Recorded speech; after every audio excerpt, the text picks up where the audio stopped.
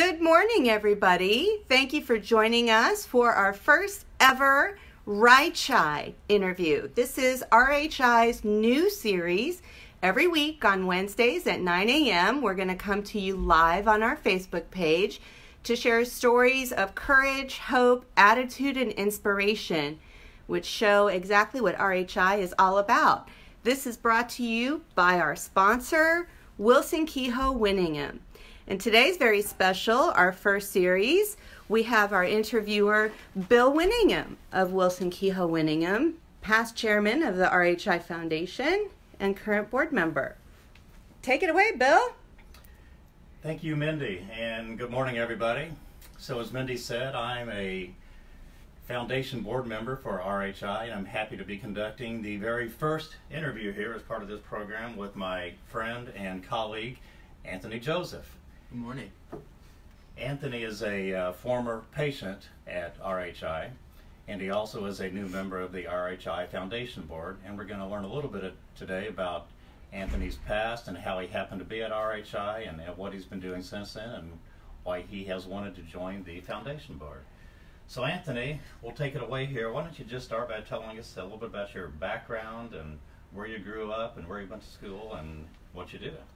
Sure. So I've been in Indianapolis most of my life. I went to Decatur Central High School, then went to the Air Force Academy and finished up at Purdue with my engineering degree.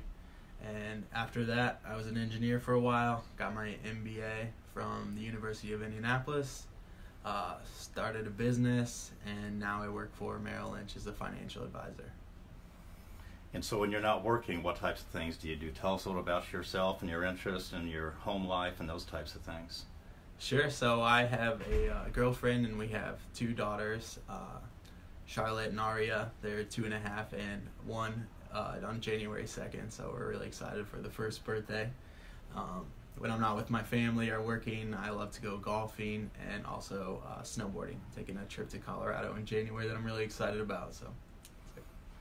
So sitting here this morning, Anthony, you look great, you look healthy and happy, but there was a time when things were not quite so easy for you. Tell us about how it was that you happened to come to RHI as a patient to begin with. Sure. So in September 9th, 2010, I was in a motorcycle accident on my way to work, and during that accident, I hit a car, the gas tank fell off my bike. It was ignited and exploded, caught my clothes on fire, and I was burned 32%, and I went to what was then Wishard, the burn unit there. I was inpatient there for about 3 weeks, and then I came to RHI for inpatient therapy and finished that up for about another 3 weeks for a total of 40 days. So that's how I came to know RHI. So there was one kind of crazy part of this story, which was the coincidence of you being admitted to the hospital. And was it your mother who was a nurse and happened to be there or something like that? Can you tell us about that part of the story? So my mother was a nurse in the ER at Wishard, and she was the charge nurse at the time. So she got the call that I believe I was 24 then, a 24-year-old or 20-ish male was in a motorcycle accident, and she knew I was riding my motorcycle, and there was severe burns, and she said she just knew in her gut right away that it was me, and she kept asking about what the name was, and they wouldn't give her the name over the speaker, and then eventually she was the one that I was wheeled into, and so that was a very ironic and incident. So. Yeah. I remember her telling that story, and she was pretty emotional about it. So how was RHI? What did they do for you here? How long were you here? What was your experience like at RHI? So I was a pretty athletic person at the time, just was out of the military, and so after the accident, when I was at Wishard, I worked up to be able to walk about 100 feet, and then with just a walker. I was fully in a wheelchair. So I came to RHI, and they got me all the way from that point to being able to walk with crutches pretty much as far as I wanted to, so without limitation there, to be able to get up steps, I remember one instance where they have a little like makeshift bed. I remember sitting in that and like crying that I couldn't even put my socks on, and being so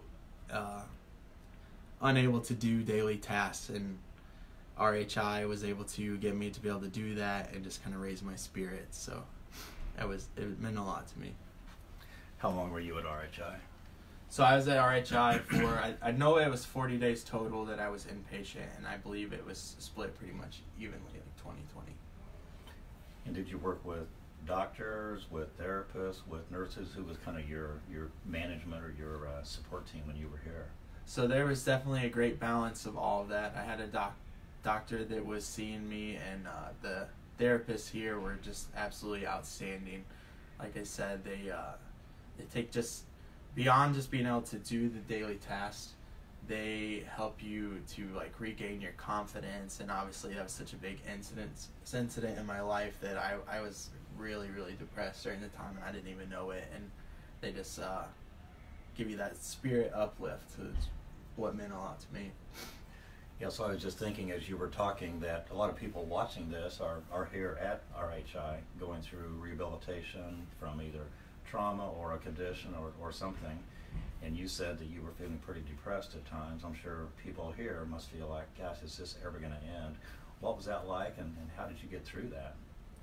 Yeah, as I mentioned before, like being an athletic person, not being able to walk, not being able to put my socks even on by myself, having to get help with that, it really gets you down, and you just have to take it one step at a time. I remember being super excited that I literally took a step. I was able to get up one step on the stair, and then, the next day it's 2 steps, and then eventually you're able to go up the stairs all the way to that last day where they have a little bell after your last therapy session that you get to ring and celebrate being done with that stage of the recovery. So now recently you showed an interest in giving back, as they say, and being part of the foundation board. What prompted you to think that might be something you would want to get involved in?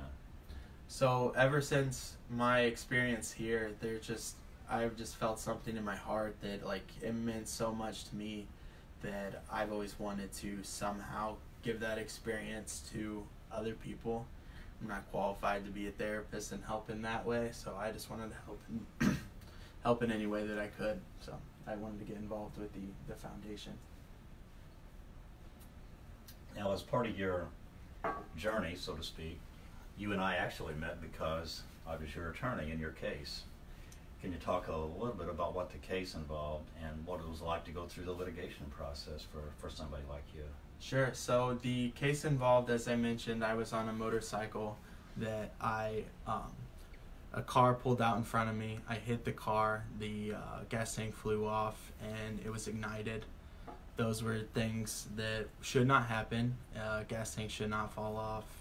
If it does, the gas shouldn't come out, and if it does, there should be nothing that causes the spark. So we were able to take that through the litigation process, and that was it was definitely a tough process because you're interviewing the whole family and everything over the emotional toll that it caused on everyone and the effects. But I mean, at the end of the day, it really did help to kind of make justice for what had happened. And what happened at the end of your case? Did we have a trial, or how was the case resolved? We were actually, it did not go to trial. We were able to reach an agreement between the manufacturer and myself.